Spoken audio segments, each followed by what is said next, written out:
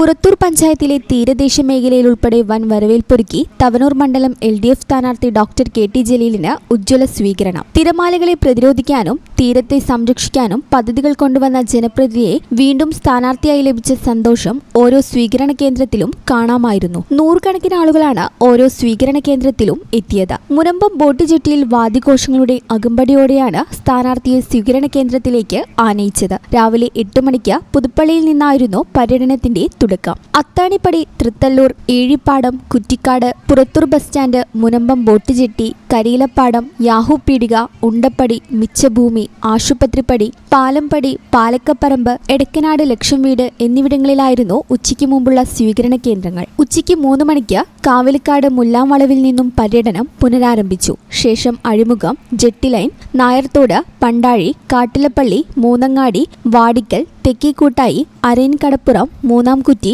ഉണ്ണിയംകടപ്പുറം, Kashmir beach എന്നിവിടങ്ങളിലെ സ്വീകരണങ്ങൾക്ക് ശേഷം ആശാൻപടിയിൽ സമാപിച്ചു. വിവിധ സ്വീകരണ കേന്ദ്രങ്ങളിൽ CPIM സംസ്ഥാന കമ്മിറ്റി അംഗം VP സാനു, ജില്ലാ കമ്മിറ്റി അംഗം Koottayi Basheer, E Afsal, DYFI Thavanur block secretary Vimal, DYFI നേതാക്കളായ രോഹിത് എടപ്പാൾ, അക്ഷയ് P, ഗായത്രി, തേജനന്ദ എന്നിവർ സംസാരിച്ചു. ഞായറാഴ്ച രാവിലെ 6:30 മോർണിംഗ് വാക്ക് വിത്ത് KT എന്ന പേരിലുള്ള പ്രഭാത നടത്തം കുണ്ടയാറിൽ നടന്നു. 8 മണിക്ക് നീലിയാട് മുതൽ വട്ടംകുളം വരെ നടന്ന മാരത്തോണിൽ സ്ഥാനാർത്ഥിക്കൊപ്പം നൂറുകണക്കിന് ആളുകൾ പങ്കെടുത്തു.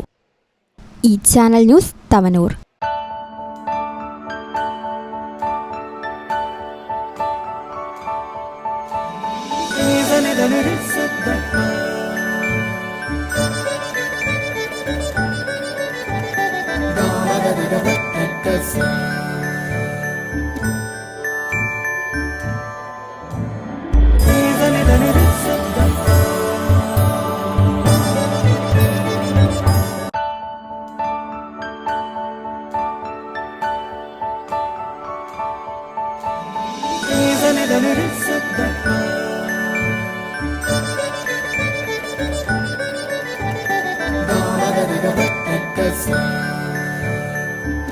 Qatar golden diamonds, Calicut road, Valanchery main road, Thana.